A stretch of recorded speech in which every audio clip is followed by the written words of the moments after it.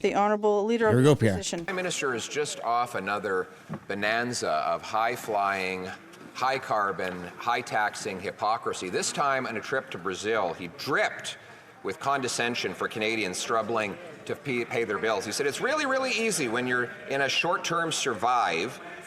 I've got to be able to pay the rent this month. I've got to be able to buy groceries for my kids to say, okay, let's put climate change as a slightly lower priority. This is the Prime Minister burns 100 tons of jet fuel and releases 100 tons of greenhouse gases. When will he stop the high tax hypocrisy? Yeah. The Right Honourable Prime Minister. Mr. Speaker, Canadians are facing global challenges right now. As much Shut the hell up. We're facing a Trudeau challenge. his head in the sand. Global inflation, climate change that is impacting everyone around the world requires us to be working together, standing up for peace and justice on the world stage, standing up for women's rights, standing up for opportunities for the middle class. This requires us to work together, something the Leader of the Opposition can't do. He can't even work with his own MPs. He has to muzzle them. He is not letting them be voices of their community. None of his MPs are muzzled. It's the real colors of this Leader of the Opposition. None of his MPs are muzzled. Fake news! Never been faker. The Honourable Leader of the Opposition. Order of his caucus wants to fire him, Mr. Speaker. Why? Food prices have risen 36% faster in Canada than in the U.S., a gap that opened up as the carbon tax came into force. The Prime Minister just goes on trying to tell Canadians that their mentality is off. He says there's a sense that affordability is in direct contrast with our moral responsibility to protect the planet, trying to shame Canadians for opposing his ineffective job-killing, inflationary carbon tax. Will you stop lecturing Canadians and call a carbon tax election? There you go. The Right Honourable Prime Minister. Mr. Speaker, I invite Canadians to actually watch my remarks down south. Where No. Bro, you missed a photo op because you went on a walk with your daughter. Putting affordability first for Canadians, even as we're fighting against climate change. The Leader of the Opposition can invent things that he thinks I might have said. That's not what I said. What I pointed out was that even as we are fighting climate change, even as we are creating incentives to grow our economy in cleaner, greener ways, we are putting more money back in the pockets of 8 out of 10 Canadians with the Canada carbon rebate. A fact that he's busy gaslighting Canadians again. This guy has the audacity to try and say gaslighting. The gaslighters claiming gaslighting. I'm going to ask all colleagues, please, not to take the floor. I'm going to ask the Honourable Member from Brand Prairie Mackenzie to please not take the floor unless recognized by the Chair. The Honourable Leader of the Opposition. Mr. Speaker, this Prime Minister has gaslit Canadians so much that Environment Canada has to do a recalculation of the carbon emissions that have come from the lamp. Prime Minister who tells Canadians that the Parliamentary Budget Officer's data, which shows that 100% of middle-class people pay more in carbon tax than they get back in rebates, that they shouldn't believe their eyes. That they shouldn't believe their eyes when they see the grocery prices, which are rising 36% faster in Canada than the U.S. So instead of trying to gaslight Canadians, why not call a carbon tax election? Yep. Right Honourable Prime Minister. Mr. Speaker, the Leader of the Opposition is once again just not telling the truth. The reality is the Parliamentary Budget Office Oh my goodness. 10 Canadians get more money back from the price on pollution than it actually costs them in paying that price on pollution. The cost of inaction on climate change is astronomical, and that's exactly what he's proposing. Mr. Speaker, the Leader of the Opposition should stop misleading Canadians and actually understand that you can't fight for affordability, you can't fight against climate change unless you're investing in Canadians. This guy's the ultimate gaslighter.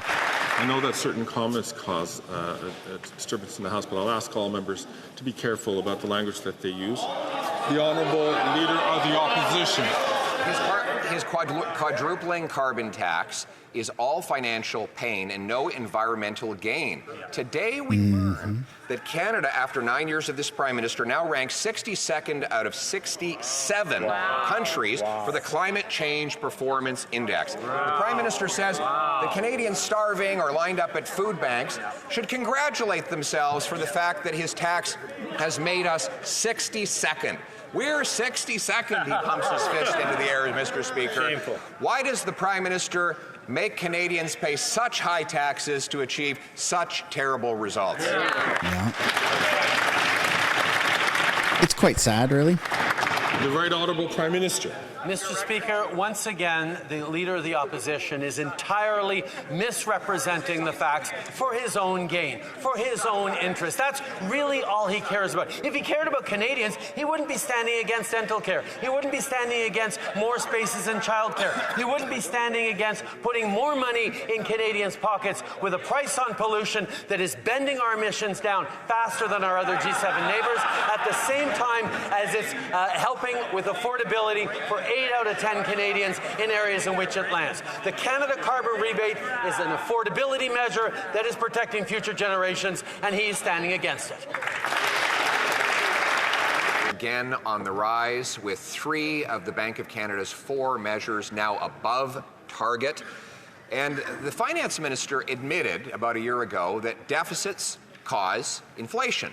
And so she made this commitment in her budget, and I quote, "The 2023-2024 deficit will be at or below $40.1 billion.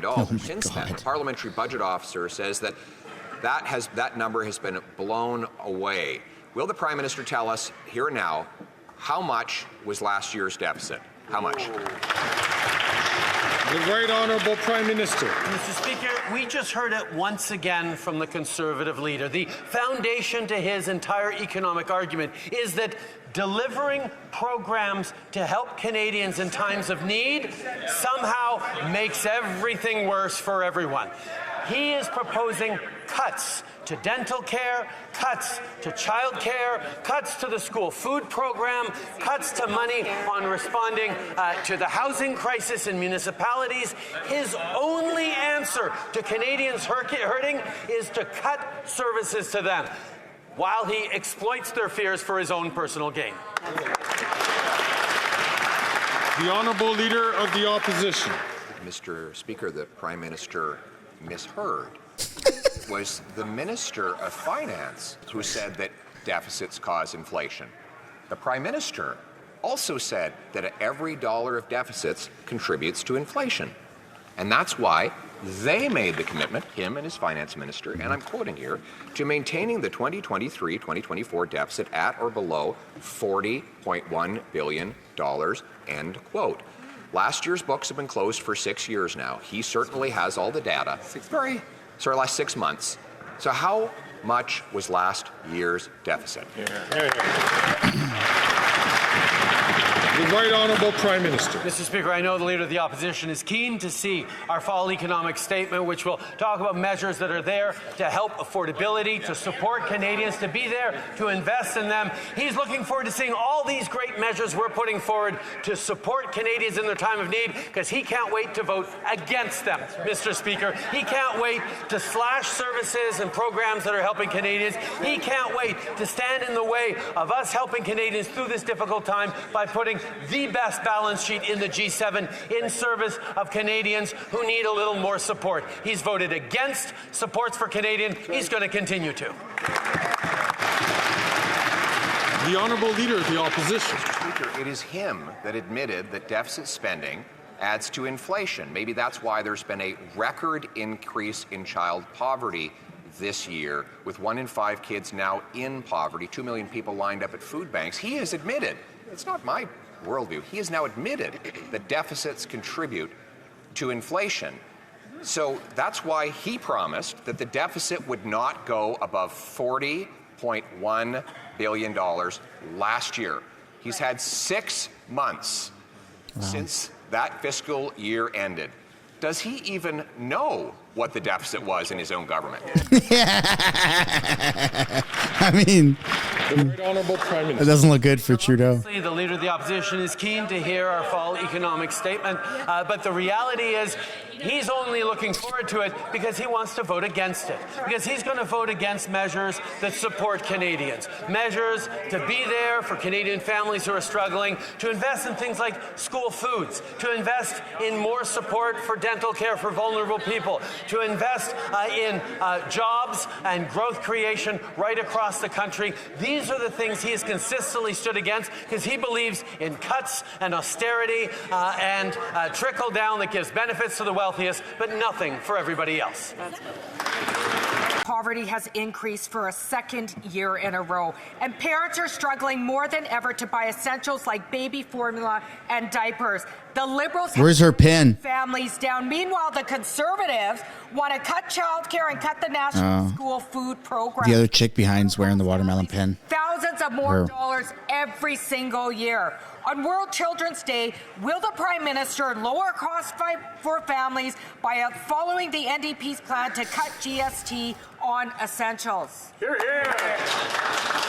The Right Honourable Prime Minister.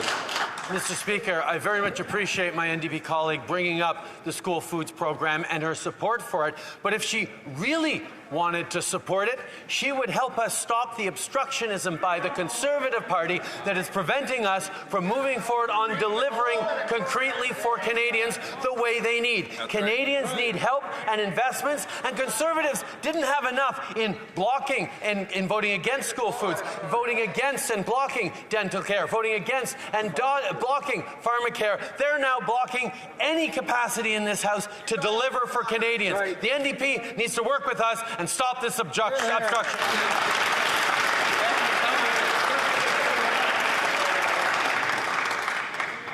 The Honourable Member from Nunavut. 11 of the 25 communities She got her watermelon pin too. have experienced It's tiny. water advisories Right there. this year. That is almost half. Yeah, I'm doing a petition. Even the UN Special Rapporteur slammed this government for ignoring their obligation to ensure clean drinking water. The Liberals have failed. Nunavut children, families, and whole communities should not have to worry about drinking water. When will this Liberal government finally invest in Nunavut so everyone can have the clean drinking water they deserve? Wear a Canadian and Nunavut pin. What the hell's the matter with you? The Right Honourable Prime Minister. To my colleague, I agree. We need to move forward on protecting clean water, on delivering. That's why we're asking the NDP to stop slow-walking the Clean Water Bill, to work with us to get it through this House so we can actually deliver the water that Canadians need from coast to coast to coast, including in Nunavut.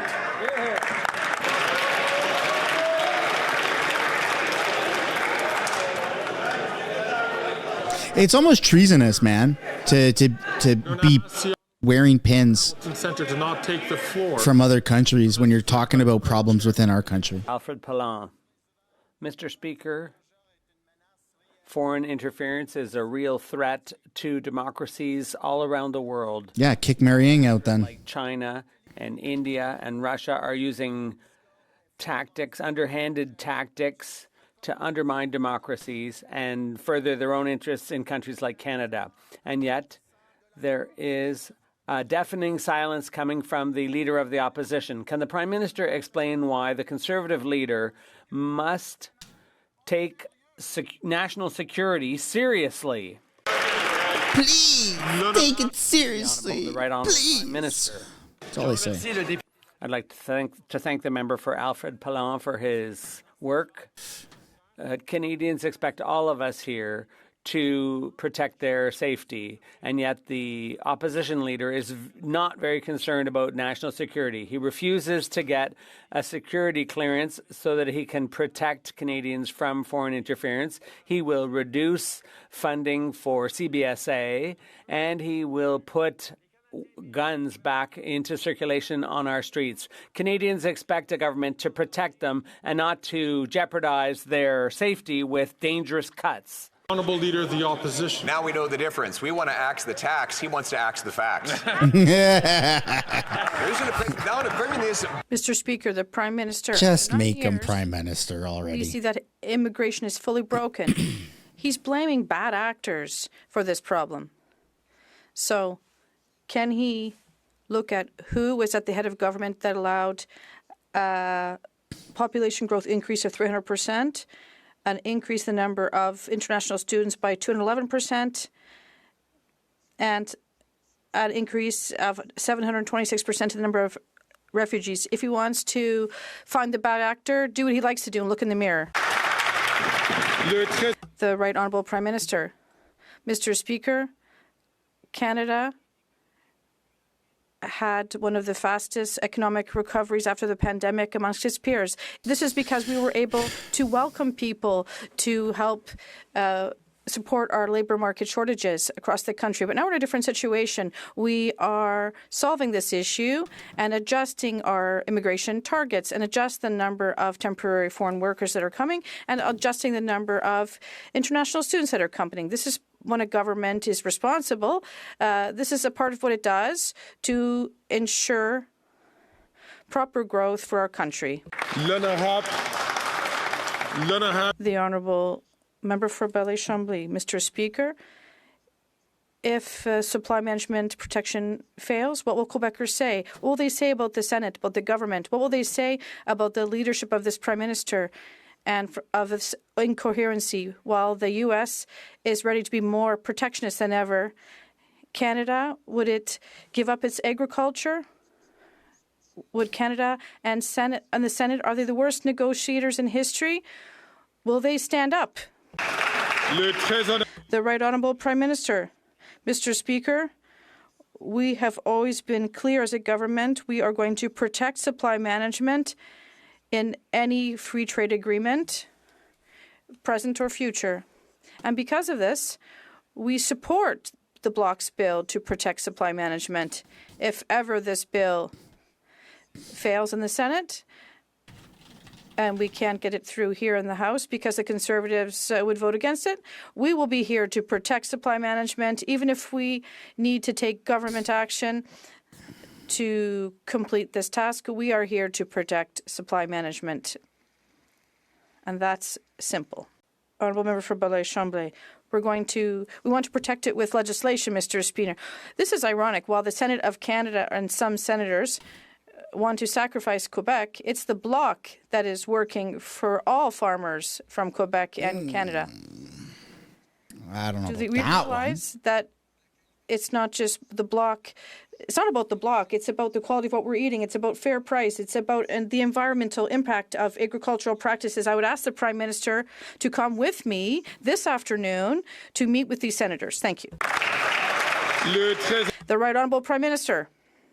Mr. Speaker, I would welcome the Bloc leader to meet with senators. We work regularly with senators to pass good legislation for Canadians. And as I said, we are going to protect supply management. We agree entirely with our Bloc colleagues in terms of the importance of protecting supply management and farmers. And that is why we have taken action. We have committed as a government to never call into question supply management in any negotiation for upcoming free trade deals.